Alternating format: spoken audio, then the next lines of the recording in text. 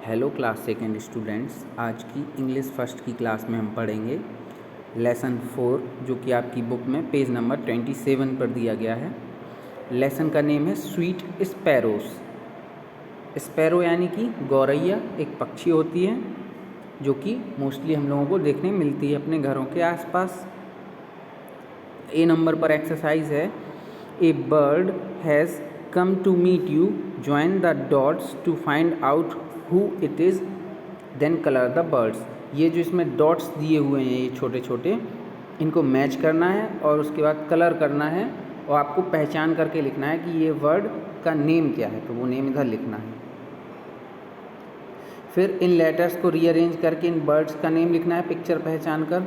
जैसे ये फर्स्ट है, ये क्या है, पैरेट, तो इधर पैरेट लिख देना है सही स्पेलिंग करके। फिर ये ऑस्ट्रिच कर देना है इसमें सही स्पेलिंग करके। ये डक है, इसमें डक कर देना। और ये लास्ट में 4th नंबर पर ईगल, तो इधर नीचे लाइन में ईगल लिख देना।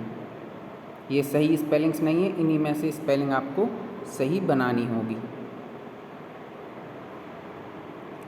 इसके बाद आते हैं हम पेज नंबर 28, जहाँ पर हमें एक स्टोरी दी गई है, तो हम इसको पढ़ते हैं।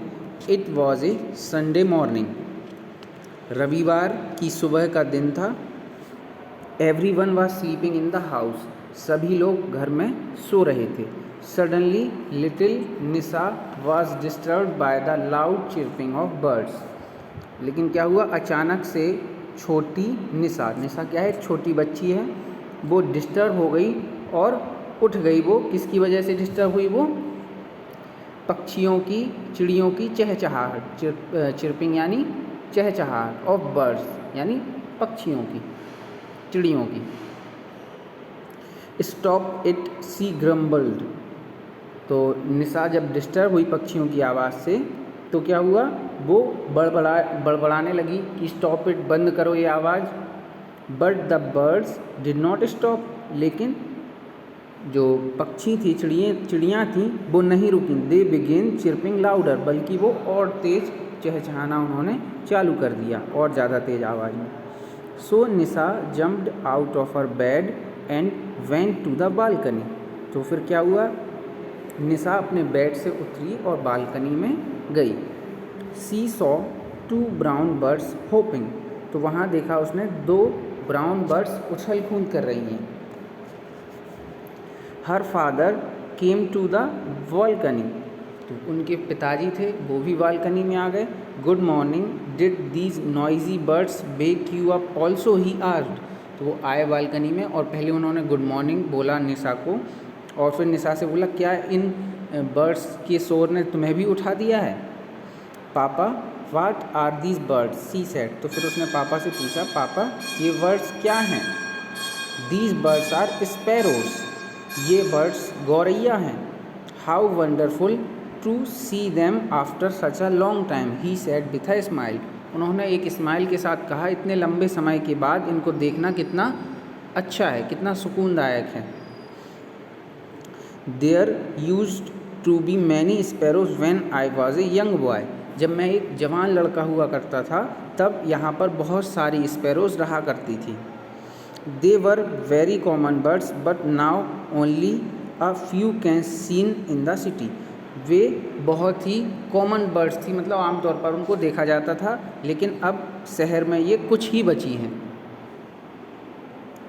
इसके बाद what happened to them, where did they go, asked Nisha, तो फिर जब उनके पिताजी ने कहा कि अब ये शहर में कम ही बची हैं और पहले बहुत कॉमन हुआ करती थी, तो निशा ने बोला कि ऐसा क्या हुआ उनके साथ और वो कहाँ चली गई। She watched the 2 birds swoop and fly to the side of the balcony, उसने देखा कि 2 बर्ड्स बालकनी की साइड में उड़ गईं। When trees in the city were cut to make buildings, the sparrows could not find space to build their nests. जब शहर में पेड़ों को काट दिया गया बिल्डिंग्स बनाने के लिए, इमारतें बनाने के लिए, तो जो स्पैरोस थी, गौरैया थी, उनको अपना घोंसला बनाने के लिए जगह नहीं मिली so they flew away to the countryside, Nisha's father told her. उनको जगह नहीं मिली अपना घोंसला बनाने के लिए, इसलिए वो कंट्री साइड यानी कि शहर से बाहर गांव में जहाँ पर खेत और बहुत सारे पेड़ होते हैं वहाँ पर जाके रहने लगी, उस तरफ चली गई। निसा के फादर ने कहा ये।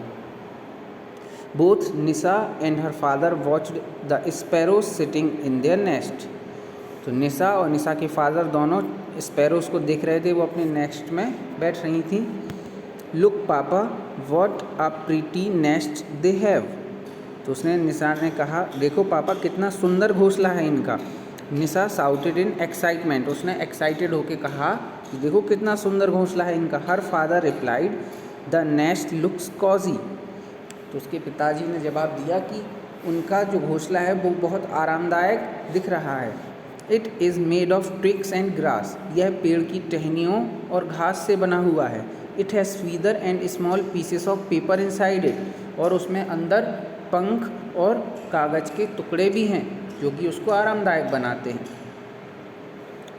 निसा was proud that the birds chose her balcony to make a nest. तो निसा को इस बात पर गर्व हुआ कि जो पक्षी बर्ड्स थी, स्पैरोज थी, उन्होंने उसकी बालकनी को चूज़ किया घोंसला बनाने के लिए। Papa how can I help them, asked Nisa curiously. तो निसा ने क्यूरियस होकर, जिज्ञासु होकर, उत्सुक होकर अपने पिताजी से पूछा कि मैं इनकी मदद कैसे कर सकती हूँ।